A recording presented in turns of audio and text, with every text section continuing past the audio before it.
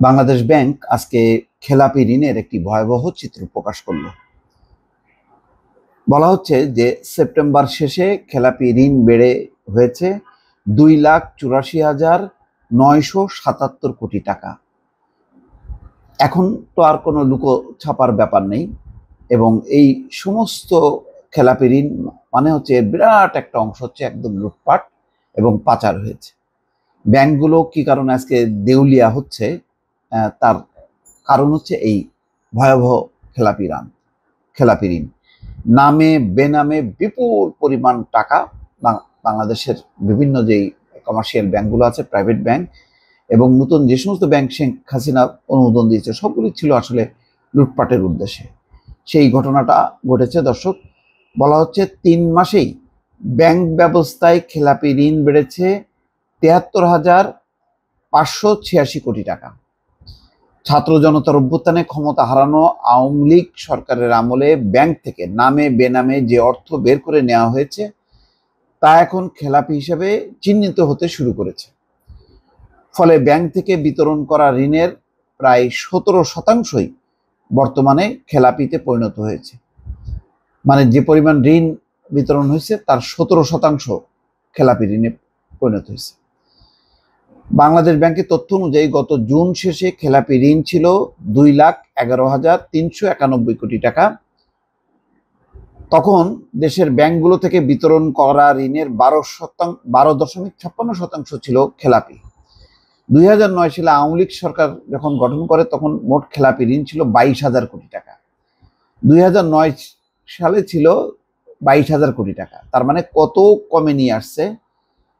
22,481 কোটি টাকা। এরপর থেকে খেলাপি ঋণের পরিমাণ বেড়েই চলেছে, আর ব্যাংকগুলি দেউলিয়া হইতে হইতে একদম 9টা ব্যাংকের অবস্থা তো খুবই শোচনীয়, সেটা দেখেছেন।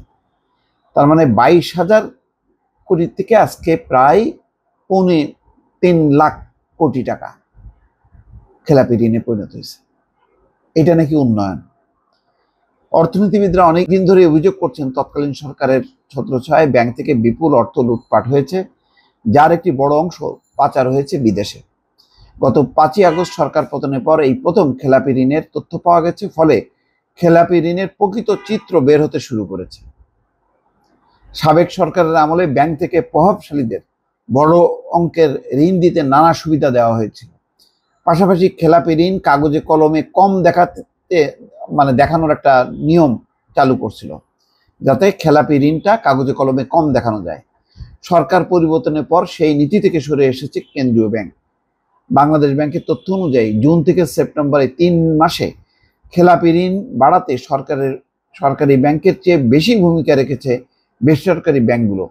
এই সময় বেসরকারি ব্যাংকে খেলাপি ঋণ বেড়েছে 23,628 কোটি টাকা, আর বেসরকারি ব্যাংকে খেলাপি ঋণ বৃদ্ধির পরিমাণ ছিল 49,885 কোটি টাকা। বিশেষ করে বিতর্কিত এস আলম গ্রুপের নিয়ন্ত্রণ মুক্ত হওয়ায় ব্যাংকগুলো ঋণের প্রকৃত চিত্র দেখাতে শুরু করেছে। মানে এস আলমের কবজা থেকে বেরোনোর পর এখন প্রকৃত চিত্র বের হয়ে আসছে। এদের মধ্যে ইসলামী ব্যাংকে খেলাপি ঋণ বেড়ে দ্বিগুণ হয়েছে। একইভাবে ফার্স্ট সিকিউরিটি ইসলামী ব্যাংক, গ্লোবাল ইসলামী ব্যাংক, ইউনিয়ন ব্যাংক এবং সোশ্যাল ইসলামী ব্যাংকের খেলাপি ঋণও বেশ অনেকটা বেড়েছে। পাশাপাশি সাবেক প্রধানমন্ত্রী শেখ হাসিনার উপদেষ্টা সালমান এফ রহমানের মালিকানাধীন Beximco group, Bashundhara group, S Alam সহ আরও কিছু বড় ব্যবসায়িক গোষ্ঠীর ঋণ খেলাপি হয়ে পড়েছে। এতেও বেড়েছে খেলাপি ঋণ। ব্যাংক খাত সংশ্লিষ্ট ব্যক্তিরা অবশ্য মনে করেন প্রকৃত খেলাপি ঋণের পরিমাণ আরও বেশি, কারণ কেন্দ্রীয় ব্যাংকের খেলাপি ঋণের হিসাবে অবলোপন করা এবং আদালতের আদেশে স্থগিত থাকা ঋণ বিবেচনায় নেওয়া হয়নি, যেগুলি নিয়ে আদালত বিচার আছে বা আদালতে আদেশে স্থগিত আছে যে সমস্ত ঋণের কেস। সরকার পরিবর্তনের পর ব্যাংক খাত সংস্কারে পদক্ষেপ নিতে শুরু করেছে বাংলাদেশ ব্যাংক।